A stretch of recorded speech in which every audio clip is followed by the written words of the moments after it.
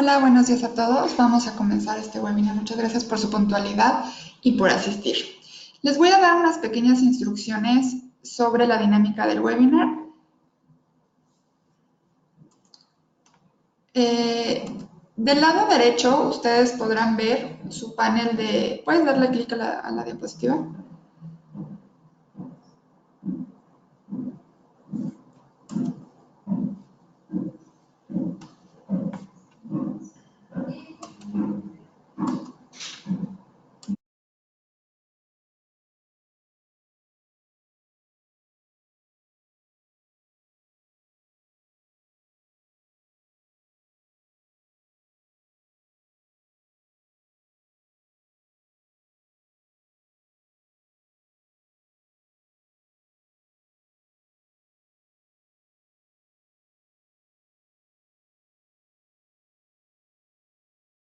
Perdón, les decía.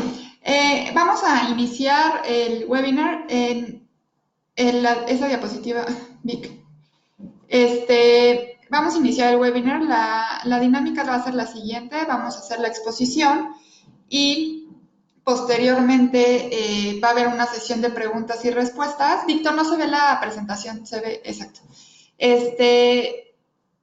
Vamos a hacer una sesión de preguntas y respuestas. Si ustedes desean interactuar, hay dos maneras. En su panel del lado derecho van a encontrar una manita. Entonces, al momento de terminar la presentación, yo voy a volver a participar con ustedes y si levantan la manita, yo les voy a abrir su micrófono para que la puedan verbalizar.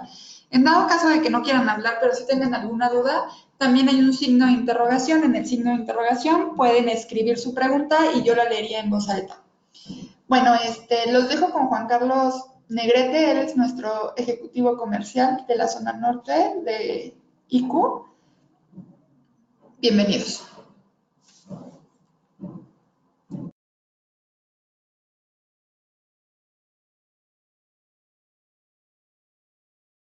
Buenos días a todos, muchísimas gracias por la asistencia a este webinar de experiencia con inteligencia operativa.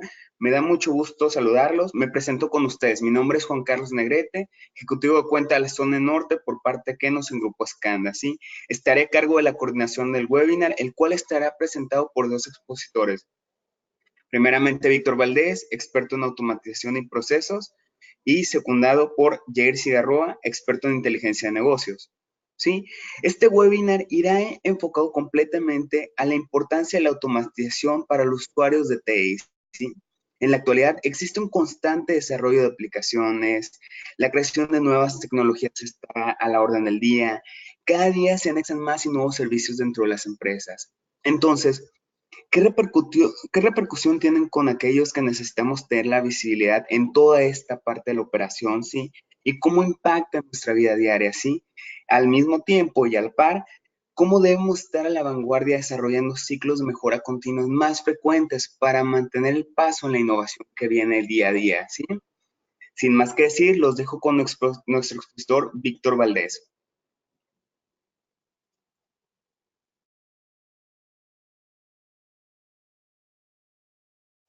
Vamos a entrar directo en la dinámica. Me da mucho gusto que estén todos aquí con nosotros.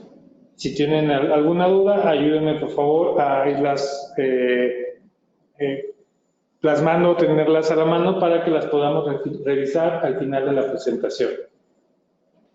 Vamos a empezar con un tema muy importante que es de hecho el tema central de toda la operación de IQ y es este enfoque de cara al usuario, donde nosotros o la empresa está buscando dejar muy en claro que el enfoque debe de ir no solo dirigido hacia los usuarios de TI o hacia el negocio o hacia el usuario final. Debe de ser una mezcla de enfoques.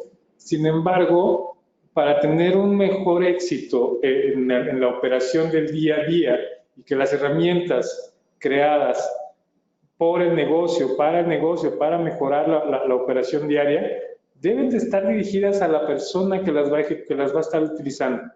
Dicho esto, vamos a empezar hablando de un tema de de la experiencia de los usuarios desde el punto de vista de la información que estos generan, y para ello los voy a dejar con Yair, que tiene una vasta experiencia en todo el análisis de los datos que se generan alrededor de estos usuarios. No voy a entrar más en detalle, él es el experto en esto y los dejo con él. Hola, muy buenos días a todos.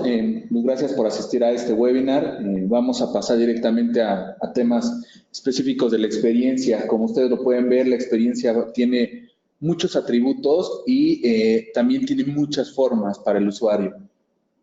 Hay 4 tipos de experiencias, una que es funcionalidad, otra que es genera emociones y mueve emociones, otra que cambia la vida y otra que impacta a la sociedad.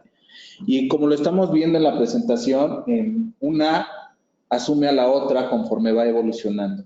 Entonces podemos ver, por ejemplo, en el tema de funcionalidad, lo que busca el usuario es que la herramienta que se le esté dando realmente cumpla con la expectativa en términos de funcionalidad y no sea compleja. Uno de los valores o atributos que le podemos dar en contraperspectiva a la funcionalidad, pues es el tema de conectividad, el tema de ahorrar tiempo en el momento de trabajo. Una vez pasado la funcionalidad, la experiencia que sigue y que busca el usuario es que le genere emociones. Y estas emociones, pues bueno, se pueden ver reflejadas en bienestar, en evitar las molestias. Posteriormente, buscamos la experiencia que cambia la vida y aquellas experiencias que cambian la vida son tal vez de valor terapéutico en el sentido de mejorar la misma calidad de vida. Y último, como una de las experiencias más fuertes, son todas aquellas que impactan la sociedad y que ya no nada más están dirigidos a la buena experiencia de un solo usuario, sino a la experiencia de ese usuario y cómo impacta ese proceso a la sociedad en general. Dentro del impacto a la sociedad tenemos valores como la autotranscendencia, que al final del camino para el usuario es muy importante. Todos estos son valores que se generan a través de todos los tipos de experiencias que está buscando el usuario y muchas veces en el área de TI solo se piensa en términos de funcionalidad. Solo se piensa en tener herramientas que puedan ayudar de manera general a un proceso y no precisamente a un usuario y a la experiencia que tiene este usuario.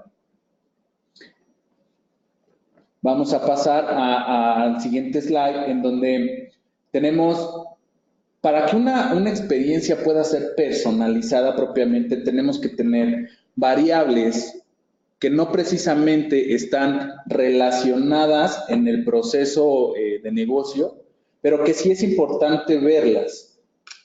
Tenemos procesos de negocio, tenemos la medición de los KPIs, la medición del rendimiento y la productividad del personal, tenemos obviamente indicadores de negocio, tenemos temas culturales como la parte socioeconómica del personal que trabaja con nosotros, la parte demográfica del personal que trabaja con nosotros. Y todo esto también tiene sentimientos y es algo que normalmente no vemos de cara a TI, ¿no? No nos importa mucho el tema de sentimientos y de cultura. Y son variables que al momento de incluirlas dentro de una sola línea, que son los datos, los procesos generan datos, la medición genera datos, los datos culturales, como lo que hablábamos demográficamente, y los sentimientos también se pueden volver datos. Todos estos, al meterlos a esta gran línea, generan información importante para poder generar automatizaciones inteligentes. Y estas automatizaciones inteligentes habladas desde cualquiera de estas perspectivas que estamos poniendo o variables que se tienen que integrar para poder generar experiencias personalizadas. Recordemos que la experiencia personalizada es eso, es a la persona y no al proceso. Si queremos buscar o encontrar una mejor experiencia con el usuario, tenemos que pensar en el usuario y no solamente en el negocio o no solamente en TI, que muchas veces estas tres vertientes están completamente aisladas y lo que debemos de trabajarlas es trabajarlas en conjunto y encontrar en dónde convergen estas tres áreas con estas 4 variables que les estoy comentando. Procesos, medición, cultura y los sentimientos metidos a datos nos pueden generar experiencias personalizadas a través de la automatización inteligente. Los dejo con Víctor, que nos podrá apoyar en el siguiente slide a dar un poco más de términos de las automatizaciones y las interacciones con los usuarios.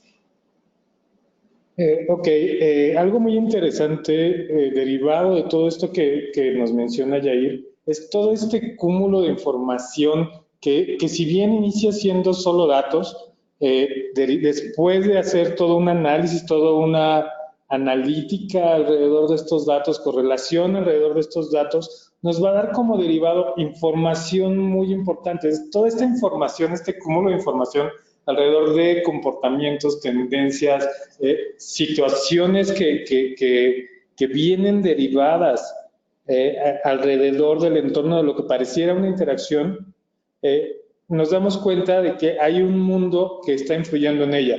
Y como tal, todo ese mundo debe de ser considerado al momento de crear un desarrollo que tenga como objetivo automatizar o mejorar la experiencia de un usuario. Esto es muy importante porque estos desarrollos tienen necesariamente que mejorar la experiencia anterior.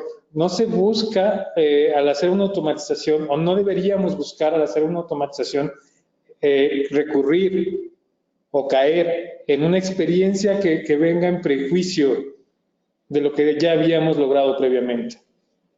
Es importante que estas experiencias tengan un impacto y se conviertan en grandes experiencias en la mente de nuestros usuarios, o ese debe de ser nuestro objetivo al crearlas. ¿Con qué fin? Con la finalidad de que cualquier cosa que estemos creando sea capaz de crear 2 cosas. 1, atraer a usuarios y a clientes nuevos, y 2, sea capaz de generarnos la información necesaria para continuar mejorando. Todo esto conjunto nos va a permitir que el usuario que debería, o nuestro usuario objetivo que debería de usar la herramienta, solución, tecnología, o como lo quieran llamar, debe de ser capaz de usarlo, debe tener el deseo de usarlo, para que todo esto que creamos nosotros y lo que queremos lograr al crear la tecnología debe de ser usado. Si no es usado, la mejor tecnología del mundo es inútil. Son casos como lo que seguramente ya habrán visto en sus negocios. Un portal de autoservicio usualmente no es muy usado porque la experiencia de uso de estos portales no es la adecuada.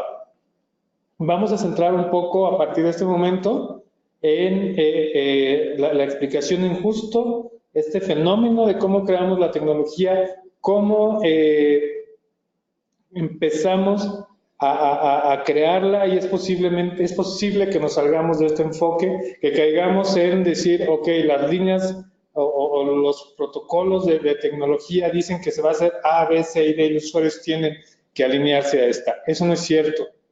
Tenemos que crear un proceso, tenemos que crear una tecnología que lo que haga sea enfocada a los usuarios finales, cumpla con los lineamientos de tecnología. ¿A qué me refiero? No debemos de empezar cumpliendo los lineamientos de tecnología y posteriormente enfocarnos en los usuarios. De esa manera se crean herramientas súper robustas, herramientas que tienen una estructura muy bien diseñada, tienen toda la seguridad del mundo, tienen todas las funcionalidades del mundo, pero los usuarios no la usan. Se convierte en una inversión que termina en una pérdida, puesto que no es usada. Esto es muy común en los procesos de tecnología, y por lo tanto, más hacia el final les voy a hablar un poco más de un proceso iterativo que, basado en Design Thinking, deberíamos de estar siguiendo todo el tiempo para hacer un diseño. ¿Qué es lo que debemos de considerar? ¿Cuáles son los 2 factores principales que debemos de considerar al crear una tecnología, al crear un proceso, al crear un diseño en general? Son dos líneas principales.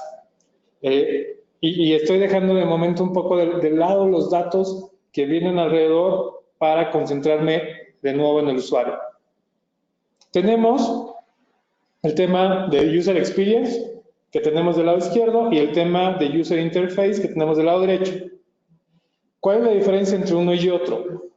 Uno, propiamente, nos va a estar hablando, el primero, User Experience, nos va a estar hablando del proceso que gira alrededor del usuario en todos sus ámbitos. ¿A qué me refiero? Estamos hablando de un diseño centralizado en el usuario, las necesidades y el proceso que debe de seguir. Me refiero a los datos que se generan alrededor, los datos que ya teníamos previos a este diseño, una investigación alrededor del mapa de la experiencia de estos usuarios, un análisis complejo de las necesidades, requerimientos y objetivos a cumplir. Esto es bien importante. Los objetivos deben de estar claros, el objetivo a solucionar, para que todo este diseño pueda tener sentido.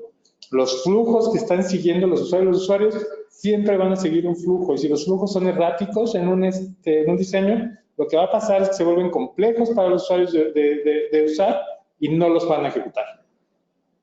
Caemos en un tema de pruebas, donde estamos haciendo hacemos un prototipo, lo probamos con los usuarios, tenemos información de nuevo, con esa información tomamos decisiones, hacemos cambios, y terminamos realizando diferentes interacciones con los usuarios para obtener el flujo que queríamos basado en la experiencia de los usuarios.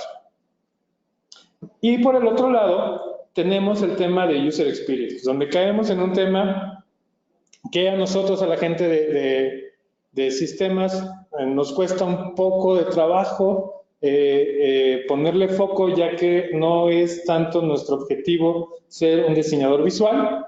Sin embargo, está comprobado que la interfaz o la calidad de la interfaz de cara a los usuarios incrementa el porcentaje de aceptación y uso de cualquier herramienta. ¿Y a qué me refiero? Todo el diseño visual, colores, tipologías, acomodos, proximidades entre un paso y otro, consistencia en toda la construcción y los contrastes en colores y los puntos de peso y contrapeso, control que vamos a tener. No soy un experto en diseño visual, sin embargo, usualmente nosotros recurrimos a un diseñador visual para complementar todo el diseño que hacemos de User Experience y poder crear. ¿Cuál de las dos es la que debe demandar dentro de cualquier diseño? Ninguna. Deben de trabajar juntas. La importancia de esta etapa del diseño es que deben de trabajar juntas para complementarse, para que lo que se le muestre al usuario tenga el foco correcto a través de la interfaz, y por otro lado cumpla la funcionalidad que el usuario está esperando. De nada sirve que se vea muy bonito si no resuelve el problema que estoy prometiendo. O si resuelve el problema que estoy prometiendo muy bien, pero lo ve tan feo el usuario que le da flojera abrirlo, no va a ser usado. Por lo tanto, no resuelve el problema.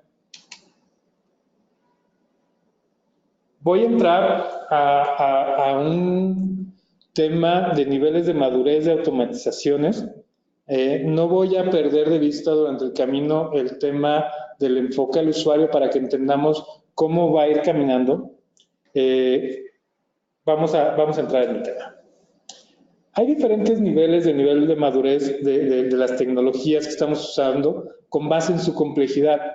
Muchas veces todos queremos llegar directamente a este punto de decir, ¿sabes qué? Ya tengo yo mi solución hecha basada en inteligencia artificial, tengo la tecnología más poderosa del mundo, tengo a Watson, tengo a Microsoft, tengo a Alexa, tengo asistentes virtuales por todos lados. Llegar a esos puntos de inteligencia artificial usualmente lleva mucho tiempo. ¿Por qué? Porque la inteligencia artificial va a requerir información, mucha información de valor para la automatización. Podría ser estructurada o no estructurada, pero se requiere de muchísima información. El secreto de la inteligencia artificial son los volúmenes de datos y la capacidad de ejecución. Dicho esto, usualmente todas las empresas en México, o ya muchas, o la gran mayoría, estamos en el nivel 1, donde tenemos plataformas de diferentes índoles que están ejecutando tareas y están integradas algunas entre sí, otras no, para ejecutar un flujo de trabajo o alguna tarea y reducir los costos. Es un hecho que, por ejemplo, en el caso de la externalización con un BPO, la gestión documental, el uso de herramientas y todo este enjambre de operación que viene alrededor de la gestión de un BPO requiere de esfuerzo y tiempo por parte del negocio. Dicho esto, al darle esa gestión a un proveedor, entonces caemos en el punto en el que, de cierta manera, desde mi perspectiva, es automatizada. Una automatización puede ser por procesos o por tecnologías. Ese es un ejemplo de automatización.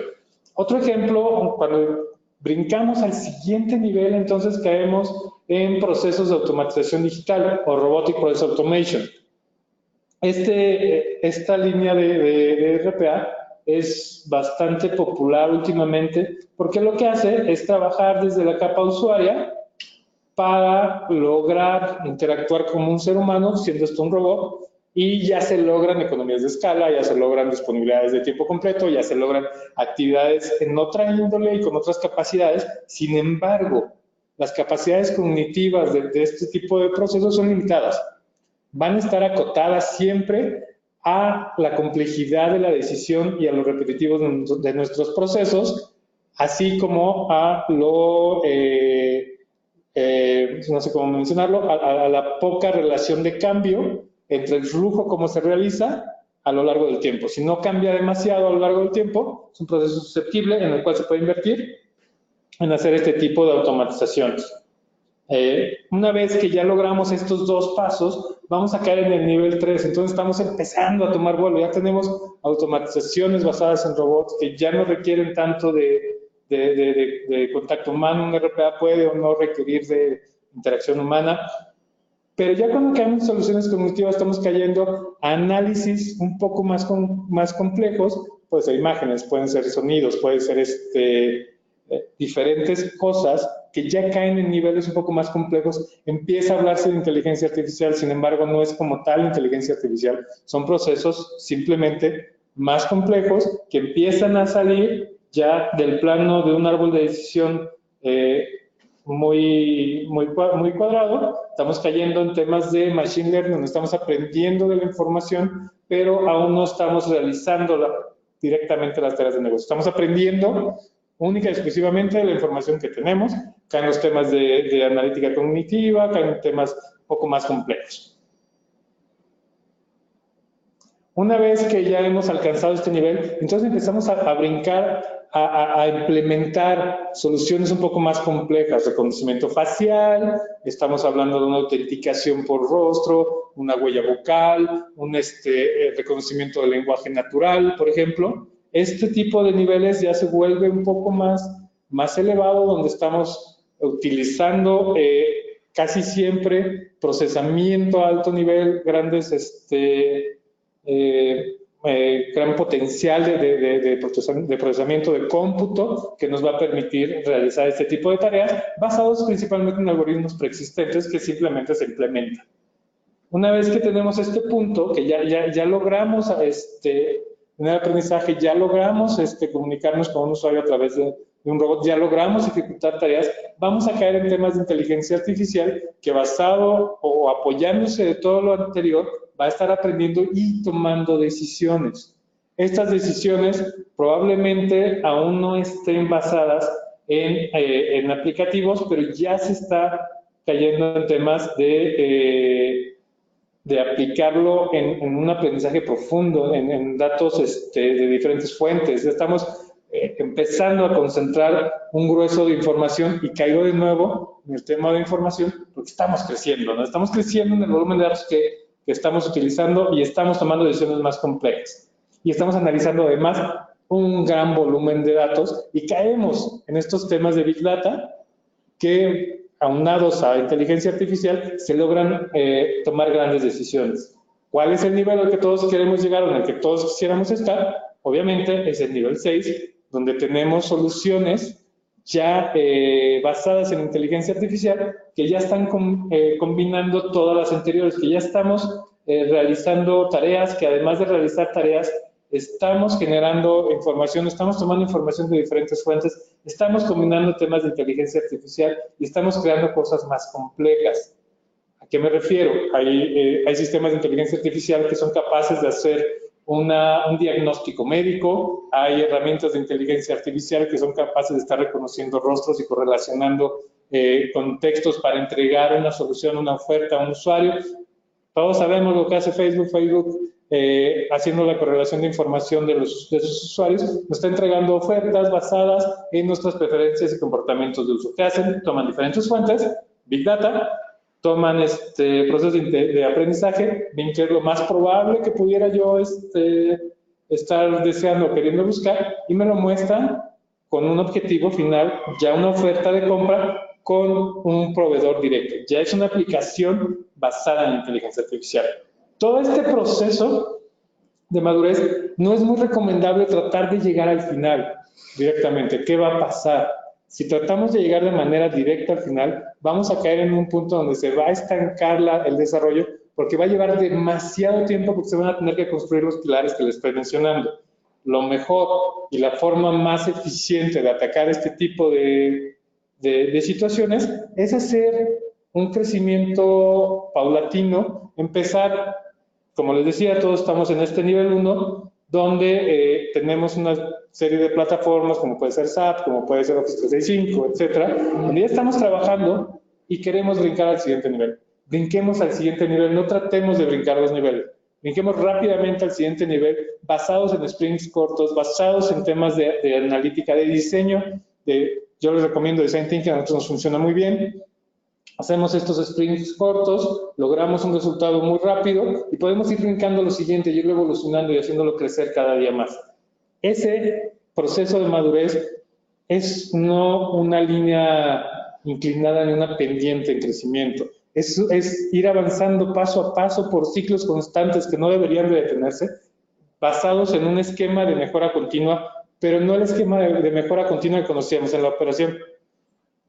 Es un esquema de mejora continua que enfocada en el usuario, apoyada por los lineamientos del negocio y el cumplimiento, el compliance que todos tenemos que cumplir, nos va a permitir entregar una solución que sea beneficiosa para el usuario, que puede ser un cliente final, que puede ser un usuario corporativo, que puede ser un usuario interno que está haciendo una solicitud incluso de vacaciones, y que al unificar todos estos perfiles y este proceso de madurez poco a poco va a ir mejorando y cada vez va a tener una mejor experiencia. Hoy en día ya no estamos en una posición en la que, como antes, que todos los usuarios nos alineábamos a TI y nos callábamos y nos aguantábamos ya. Hoy en día los usuarios, con la llegada de los millennials, con la llegada de las nuevas generaciones, están buscando cada día más mejorar su calidad de vida e ir creciendo y autogestionarse. Eso es bien importante. La autogestión es el objetivo de muchos y no requerir de tanto control. El control ya se da de otra manera, no deja de existir, seamos claros. Control se lleva por otros caminos hoy en día, no es tan directo, no es una persona viéndote sobre los hombros, está basado en toda esta información que estamos generando. Caigo de nuevo en el punto de información y de experiencia del usuario, que nos va a permitir ir creciendo, teniendo más control y tomar decisiones más rápidas. Este es el ciclo de automatización que yo les mencionaba.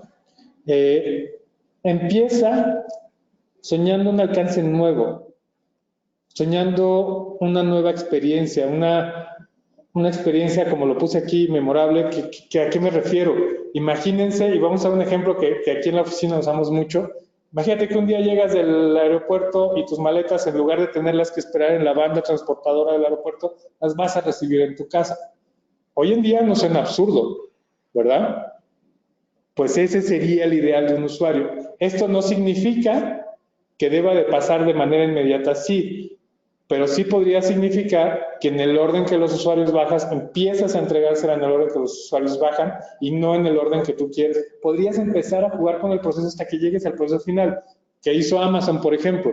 Amazon dijo, los usuarios quieren recibir sus paquetes en su casa y no salir al súper, vamos a entregarlos nosotros. Está entregando con seres humanos. Hoy en día está entregando con robots que lo entregan en el patio de la casa de los usuarios en ciertos países donde obviamente esto es factible, y están entregando paquetería directa en su casa con un robot donde no tienes que exponerte al contacto con otro ser humano. Un simple robot lo entrega y partes desde el hecho de incluso apretar un botón, un smart button, que va a realizar tu pedido, te va a entregar el paquete. Seguramente ya habrán escuchado este tipo de situaciones.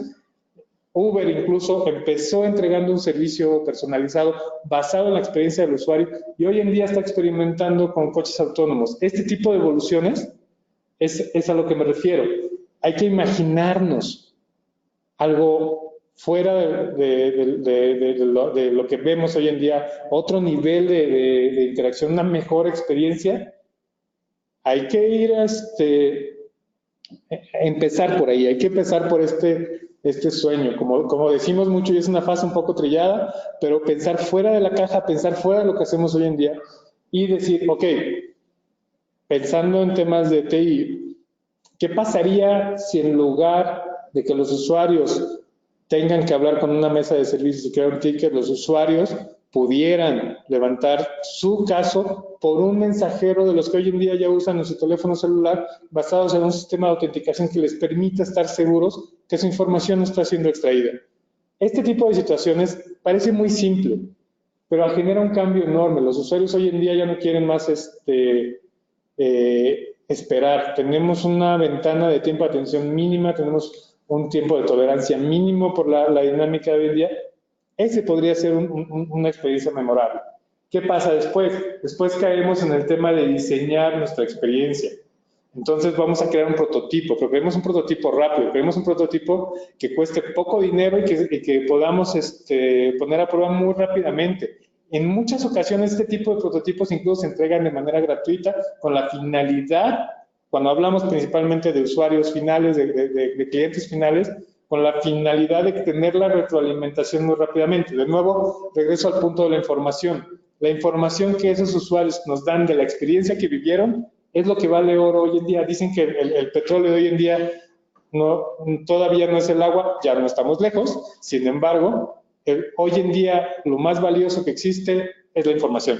No hay nada más valioso que la información hoy en día. ¿Por qué? Pues se pueden tomar miles de decisiones y acciones muy concretas y más efectivas.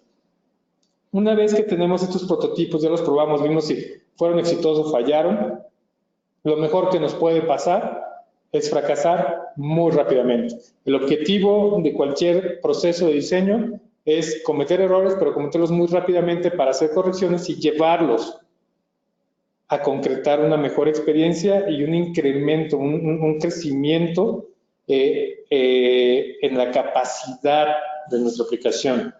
Una vez que tenemos estos prototipos, que encontramos el prototipo que va a funcionar, que va dirigido a la gente que queremos, entonces vamos a pilotear, vamos a ponerlo con las funcionalidades ya completas, ya todo su alcance, vamos a ponerlo a trabajar con un grupo dirigido de gente. Con este grupo dirigido de gente podemos empezar entonces un plan de comunicación muy controlado, empezar a traer esta retroalimentación que ya les mencionaba, ver qué ajustes finos se requieren hacerse ya derivados de que se tomaron muchas decisiones con el prototipo, y entonces, después de hacer este ajuste fino, caemos en un caso de negocio que debe de generar un beneficio de cara al negocio. Este beneficio de cara al negocio puede ser tiempo, puede ser dinero, puede ser calidad de la experiencia, puede ser calidad de vida de los usuarios, puede ser calidad de vida de los empleados, lo que nos repercuta, por ejemplo, en un proceso de capacitación no tan pesado y costoso para el negocio, puesto que se tiene menor rotación al mejorar la experiencia. Ese es un ejemplo nada más. Y una vez que tenemos este caso de negocio, tenemos nuestro aplicativo que ya probamos, que ya piloteamos y está operando, entonces iniciamos de nuevo a volver a evaluar este proceso, este diseño, esta aplicación que ya terminamos para ver cómo lo vamos a mejorar y cómo lo vamos a llevar al siguiente nivel. Esto debe ser un proceso continuo, obviamente. Todo va acompañado a lo largo del proceso de la información derivada de la experiencia, del comportamiento de los flujos, de indicadores alrededor de nuestro proceso. Y volvemos a empezar. Esta segunda vez que empezamos que caemos a soñar nuestra experiencia. Nuestro sueño está más fundamentado en una realidad contextualizada y puesta en la mesa, referida en la información que generamos. Eso nos va a permitir la próxima vez ser más efectivos en la mejora. Y de este proceso lo llevamos y lo llevamos y lo llevamos y lo llevamos una y otra vez hasta que logramos mejorar. Esto es lo que vemos hoy en día en todas las aplicaciones móviles, incluso en nuestros sistemas operativos. Si se fijan, acaba de caernos una actualización del sistema operativo de nuestros teléfonos, ya sea en Android o iOS, y un par de meses después ya estamos recibiendo la siguiente. ¿Qué es lo que hacen ellos? Evalúan la experiencia, evalúan el comportamiento y hacen ajustes, y hacen ajustes, y hacen ajustes. Es imposible solucionar todo desde un principio, pero es muy posible y la mejora se vuelve más rápida y más efectiva si hacemos estos ciclos de crecimiento. ¿Qué pasa después de esto, después de que tenemos toda esta información? Llega el proceso de cómo vamos a manipular la información, que ahí me regreso con Jair, me pienso meter en camisa de once varas, el experto es él, para que nos platique un poco más de este comportamiento.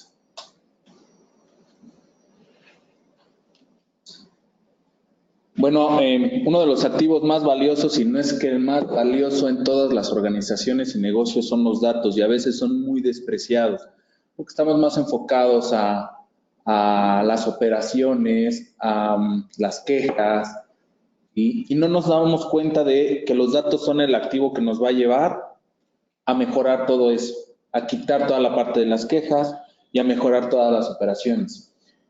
Esto de la automatización que platicó Víctor, a todos nos suena muy padre, la inteligencia artificial, todos quisiéramos llegar ahí, no todos debemos, eso es una realidad, pero esto no se sabe hasta que se hace precisamente el análisis de la información.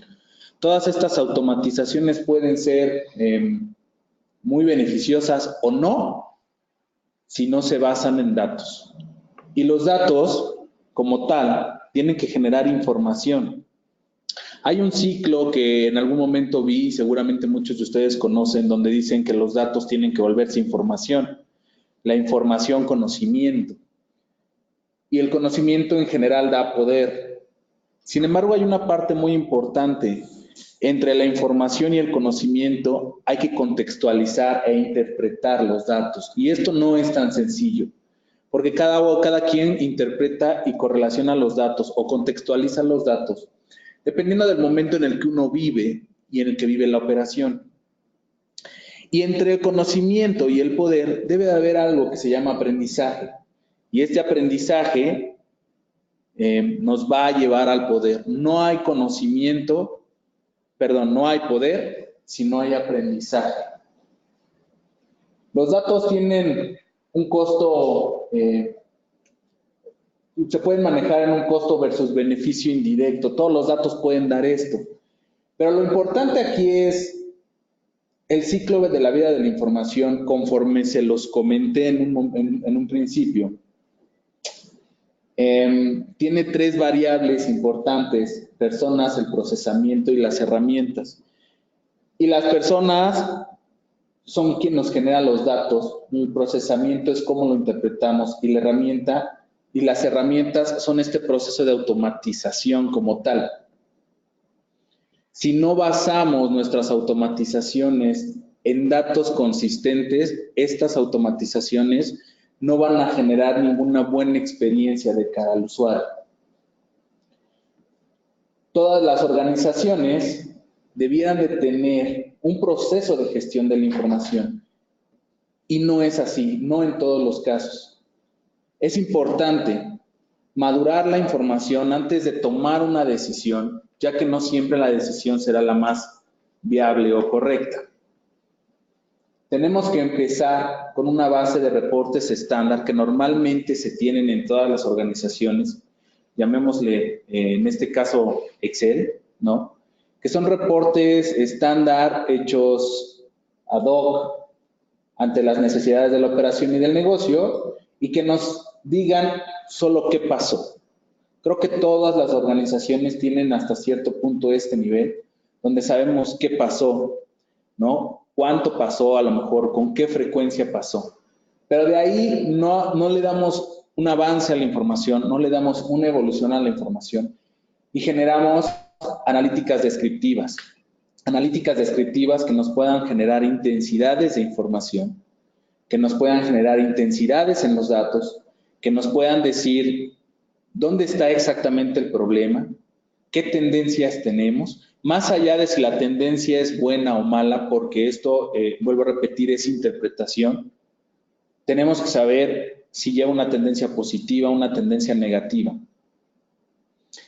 Esta analítica descriptiva nos va a decir dónde está el problema. Y una vez que encontramos el problema, empezamos a generar acciones. Estas acciones tienen que ver no nada más con el tema de automatización, sino de mejora de procesos. No siempre la automatización nos va a llevar a ser mejores, sin embargo, sí puede ayudar mucho en muchos de los aspectos de la operación. Empezamos a generar análisis de contextos posteriormente a la analítica descriptiva, y estos contextos es lo que les comentaba, que nos va a empezar a generar conocimiento del negocio, conocimiento de los usuarios, de la experiencia, de los procesos, del comportamiento financiero del negocio y cómo se correlacionan los comportamientos financieros y todas estas variables que acabo de comentar con la experiencia del usuario. Esto nos va a llevar a entender muchas cosas y a poder generar decisiones, ahora sí, que impacten directamente la experiencia del usuario y que muchas veces la automatización va a ser la que nos ayude a generar estas nuevas experiencias. Ya lo comentaba Víctor, soñar en una experiencia diferente a través de la automatización, y con lo que les estoy diciendo es ahora basada en un análisis de contexto de todo el negocio. Estos son los niveles de madurez propiamente y el ciclo de vida de la información, y llegamos a una parte que todo mundo quisiéramos tener, la parte de la analítica predictiva y entender qué será lo que va a pasar, qué será lo próximo que va a pasar, qué pasa si esa tendencia continúa.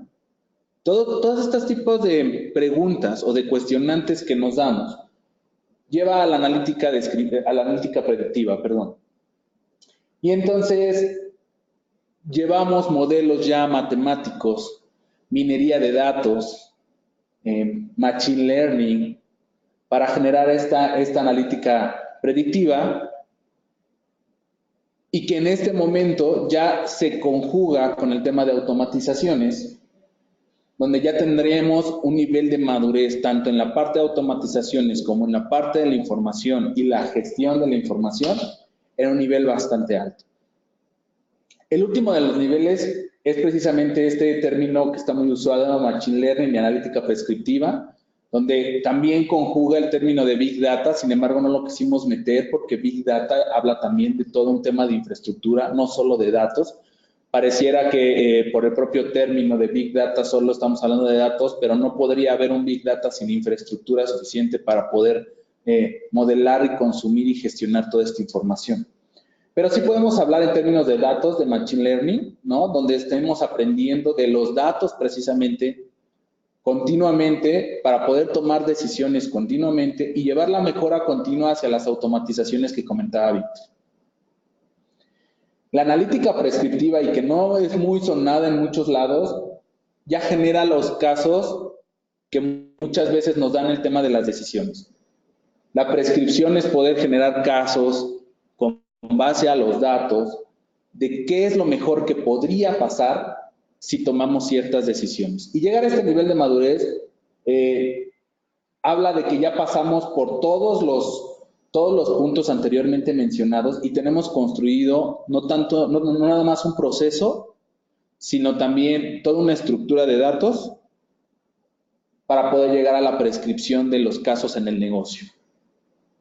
Es importante decir que todo negocio debiera de estar basado en los datos, en tendencias, en comportamientos, y no solamente internos, sino también tomar las variables externas del mercado, las variables externas del momento del país. Toda esta información correlacionada y metida a un tema de análisis de contexto podría llevarnos a tomar mejores decisiones no nada más en términos de la experiencia del usuario, que es donde estamos basados hoy en día, sino en general en todo el negocio.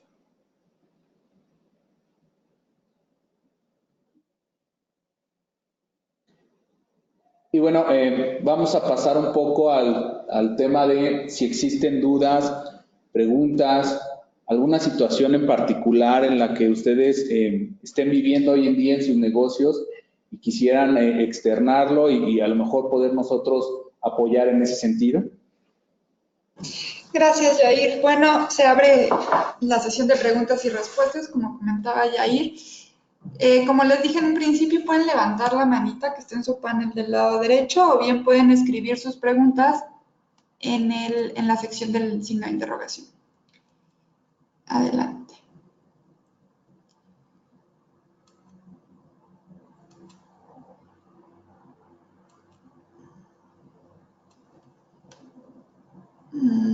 ¿Nadie?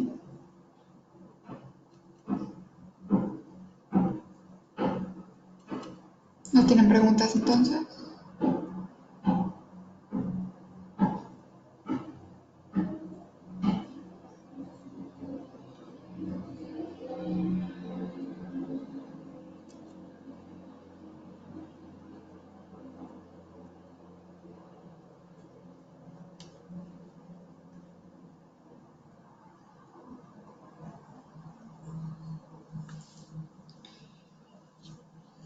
Pues bueno, si nadie tiene ninguna pregunta, podemos dar por finalizado este webinar. Muchas gracias a todos por su participación. Gracias a Víctor, a Yair y a Juan Carlos. Cualquier cosa estamos a sus órdenes. Ya no sé qué. Bueno, me pusieron que no había preguntas. Está Alfonso Medina. Bueno, muchas gracias a todos. Seguimos en contacto y los seguiríamos invitando a nuestros siguientes webinars. Muchas gracias a todos. Hasta luego. Gracias a todos. Hasta luego. Gracias, hasta luego.